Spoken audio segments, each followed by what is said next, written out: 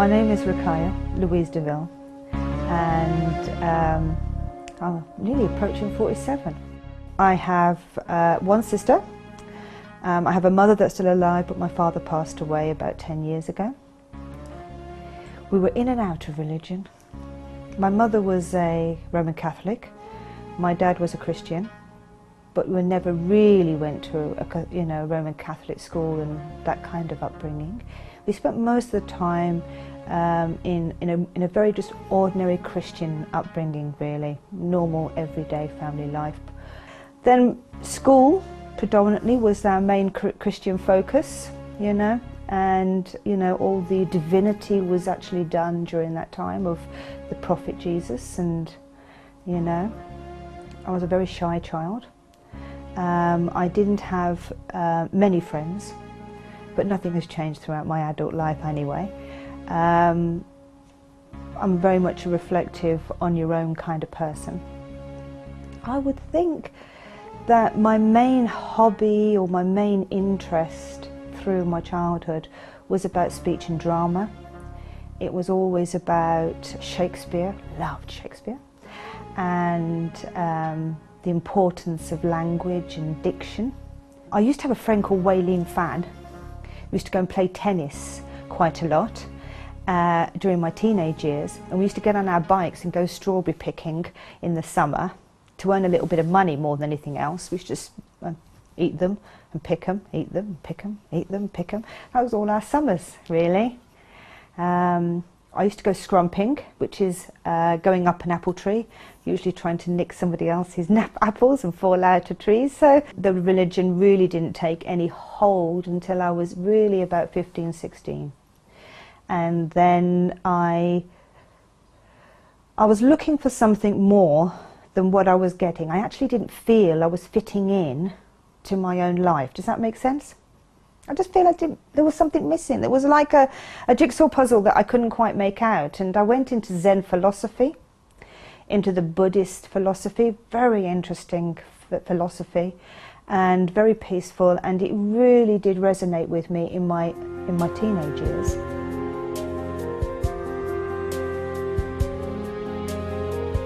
My first experience of Islam was when I worked at a private hospital as a senior manager, and it was predominantly Arabic. It was an Arabic-owned private hospital in London. And that is when I got my understanding of some Islamic etiquette and rules, and rather than the actual religion, to be perfectly honest. I wouldn't say that my interest came about until I met my daughter's father. And I started to have a relationship with him. He was a Pakistani Muslim. And the reason why I became interested was because of his poor Islamic etiquette, shall we say. And he would preach it, but not follow it. I'm thinking, hang on a minute, he's telling me all of this about Islam, about modesty of the woman, the hijab for the woman, the role of the man. And I'm thinking, hang on a minute, no drinking. What, he used to drink? No taking drugs? He used to take the occasional drugs? Hang on a minute, this doesn't make sense. I'm going to be honest with you, I even went through a period of, going out clubbing and drinking and taking the occasional drugs and taking a very hedonistic approach to life. It's almost like I gave up on God. And then I started to think, hang on a minute, there's something more I'm doing. What am I doing? I'm putting my career, I'm putting myself at risk here. I'm destroying myself. And I think over a period of time, I started to build up and think to myself, there's something more to me. There's more passion, more creativity in me than I'm showing now. And I started to question myself and question my own behaviour. And I decided to go back to a Christian church. But I walked in there and it didn't feel right. My heart wasn't singing. I was singing the hymns, but there was no resonance there, there was no passion there. There was nothing I could actually get hold of and call it my own. You know, when you've been abused to the point where you get battered and you get bruised and you get, you know, you're told how, you know, awful you are and how unworthy, you start to believe it.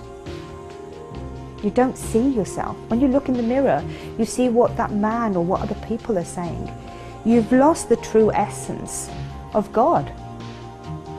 And with the drugs and the alcohol and the disco dancing, oh my God, it was just like chaos in your thought processes.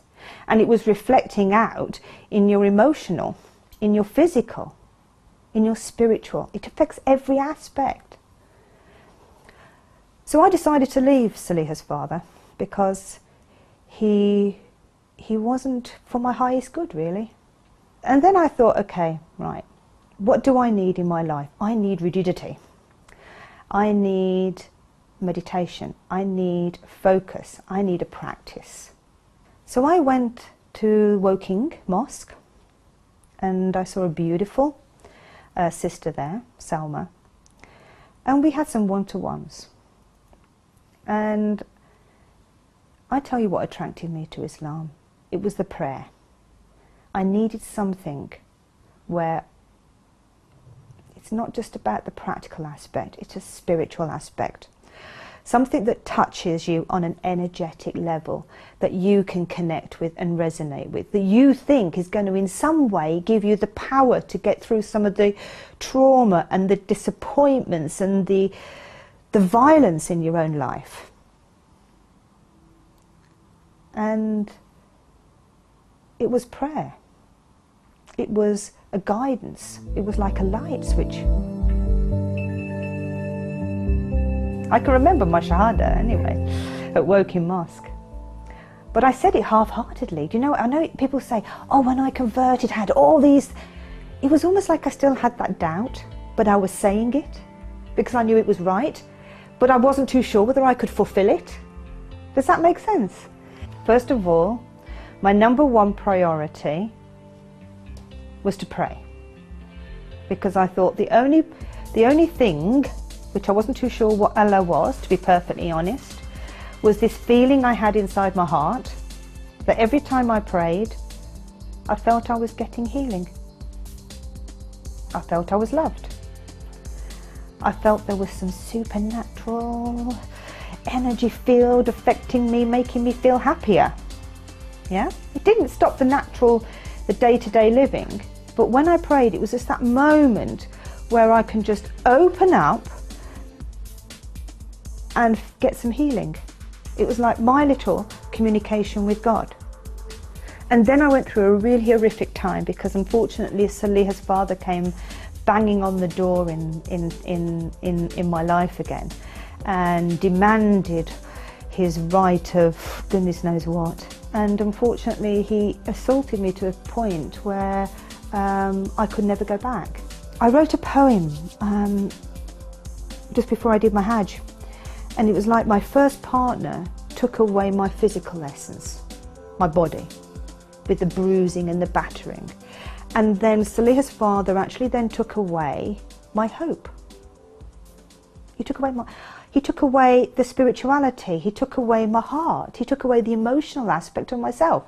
So physically I wasn't there, emotionally I wasn't there, I was a blanket, I don't know what I was, vacant. Spiritually I wasn't connected. And for some unknown reason, the only thing that saved me from actually dying was my soul. And my soul lit a candle and said, Islam. And it was kind of like that, and it was really difficult to try and say, really, because it wasn't the saving grace of me. It actually is the biggest challenge for me in life. But this light, it's almost like Allah grabbed me and picked me up from the sand and travelled with me and rebuilt me. But it didn't happen by reading the Shahada. It happened over,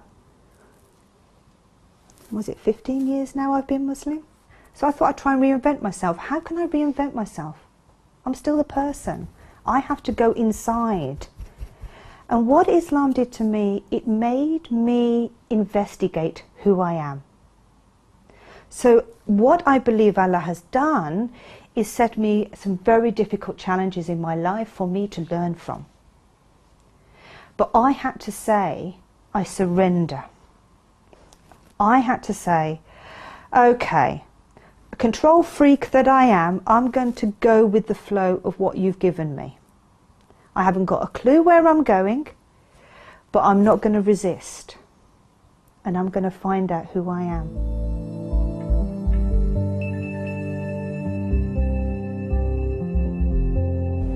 Being a convert in my community, I actually don't see myself as a Muslim in my community. I just see myself as Ruqayya, because all of my acquaintances and friends accept me for who I am. You know, so religion isn't a barrier at all. And actually, one girl who is trying to find her reconnection with God said one of the things that she did appreciate about the way that I speak about my faith is the fact that this deep love that I have for Allah, you know? And so I actually don't feel it. I mean, I'm a health and safety consultant. I run my own business. I'm self-employed and have been for about 7 years now. And all my clients know that I'm Muslim. And it has not affected my way of business at all. I'm part of a small Muslim community. I used to have a big role in the community where I was on one of their committees, you know, one of their Muslim associations, where I did an awful lot of trying to support people in Islam in, you know, when they want to convert and, you know, and take people through the steps of converting. I don't do that so much now because of my health and, you know, and my work. But, you know, they do call on me sometimes to talk to people because it's so important that they're converting for the right reasons and not for the wrong reasons. And it's also important to ensure that they know they don't have to do everything all in one go, that they, you know, health and safety of converting. So you take it at a very slow pace. And you're not going from converting and then being in hijab and niqab and all in black. You know, and that really and truly, it is a slow process of evolution and reformation into the person that they are through the faith of Islam. The reality pill is that we can't all be perfect and that we all have some quirkiness, and I think most people these days, if your demeanour and your personality and the tone of your voice is one of calm, love, chilled out, they're going to accept you. It's when you're there giving all of the, this is the only way to do it, that there becomes a problem, because if you've got resistance, it builds fear. So I think that's the reason why they accept me. I'm very blunt and to the, you know, to the point. What you see is what you get.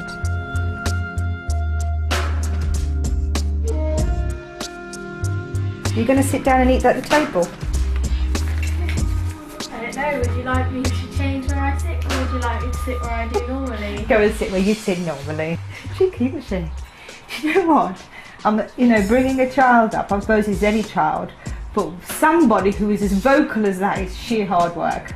I'm bringing up very much as a conscious, loving child. I'm bringing her up with the viewpoint of Islam. And I mean, she has been to Arabic school and she has been to, you know, Islamic schools. She doesn't go at the moment because we're focusing on her GCSEs because she's taking them early. But her intention actually is to learn the Arabic language. And when she goes to sixth form college, it's her intention to do her GCSE in Arabic. What I want her to do is find her own journey and find her own love of her own religion through her own experiences.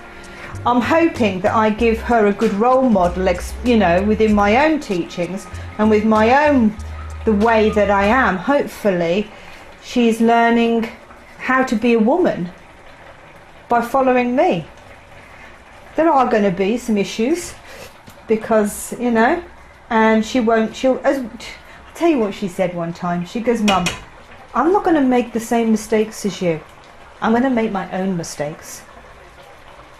And then I'll have to be responsible for those mistakes. And that's what she will be. Whereas with my family upbringing, it was more about not taking responsibility sometimes for our own feelings and our own understanding of our own life.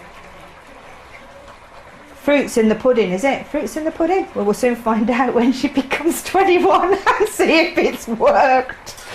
Inshallah, everything is with Allah. So all I can do is say dua, and hopefully she'll choose wisely.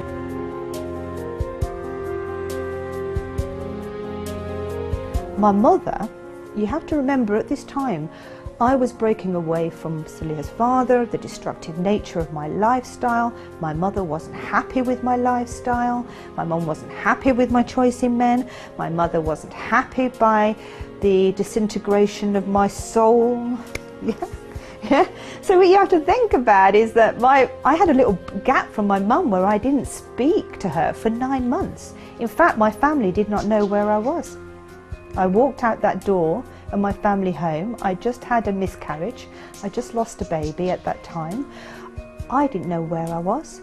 I walked out that door and I found myself work. I found myself a job. I didn't know where I was going. I was on my own.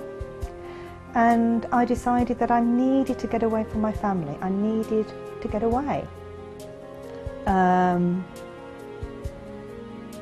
So my mum had about 9 or 10 months of not knowing where I was, which drove her demented. And then I rang up my cousin John, who was my dad's cousin, and said, could you just tell my mum I'm okay? And then it took me a lot of courage to actually ring up my mother and my dad and said, hi, I'm okay, I'm sorry. And then I said, by the way, I'm Muslim now. Sorry, she says. And off she runs to the priest. What is my daughter doing? She even got the priest round to the house and said she's a Muslim. But is she going to be a better person being a Muslim? Is it right for her? Just accept. And the priest said that to her. So she accepts. She tolerates is the word she uses. And I only had one friend, Kathy her name was, who was my lifesaver. I slept on her couch because when because of another abuse that Saliha's father did, I left because I had to go and find sanctuary, and I found it on her couch. What I didn't realise is that I was actually pregnant at the time, so I lay on her couch for 4 months. I actually spoiled the whole of her relationships because every time she'd come in with her partner, I'll be there on my prayer mat. And he would say, okay, it's all right, I've got to go. So I had to leave the house pretty quickly. I think I was there for 4 months sleeping on a couch until I got my own place to stay, because every time they walked in, I was just on the prayer mat praying. And she said, your Islam has spoilt my love life. But we still laugh about it now, but she's still my good friend.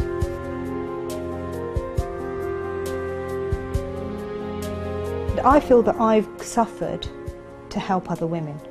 I feel that I've had to go through this journey of violence, aggression, rape, torture, whatever you want to call it, because that's what it was, where I lost myself. I feel I had to go through that learning so that I can help other women.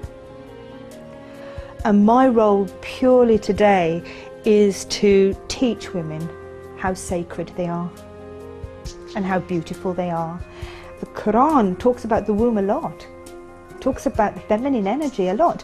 When the Quran talks about men and women, it's men and women, masculine and female. Not one is better than the other. The teaching is there. It talks us about the clot that is formed, the souls of masculine and feminine, and that he then sent us all out as tribes.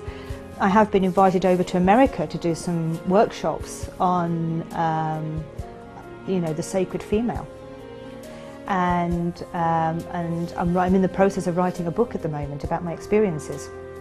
and it will be a spiritual book. It's about the woman understanding who she is.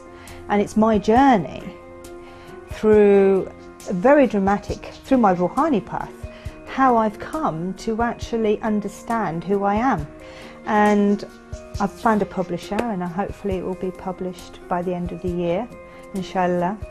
And I have a retreat in Somerset coming up where I'll be going through this whole process. My work is very specific because it works with it, because of all my traumas have been in the area of the womb, which has been taken away, and I'm working through the energy system of love to actually bring myself back through the energy of the creation point of God. God created everybody. I often see the womb as an amazing organ that we actually don't appreciate, because in that there's a sperm and an ovum come together, fuse, multiply, manifest, create. All the Allah's names could be put into that moment, and then God goes blows on there and brings the soul in. Isn't that amazing? Isn't that amazing? Do you know how much we create? It's an amazing, I call it the genosis of the womb. And in that time, masculine and female are in union. The energies are in union. And at that time, we are connected to God. That's the time where we all wish we were back in our mother's umbilical cord, attached into the womb, because we knew exactly what our sole purpose was. We knew why we were here, and we could feel God. Unfortunately, when we came out, we forgot quite a lot. We forgot our purpose, we forgot our root, and we needed to forget to find ourselves again. I've taken the door of Islam to find myself. And spiritually, reading the Quran, it's changed. When I first converted, I read it like a lecture. Oh, I can't do this and I can't do that. Oh, okay, I've got to do this and I've got to do that. Okay. And it became almost like what do you call it, an encyclopedia, a textbook, the do's and don'ts of living, okay? And then when I came back from my Hajj and I read the Quran again, I realized the Quran is a heart.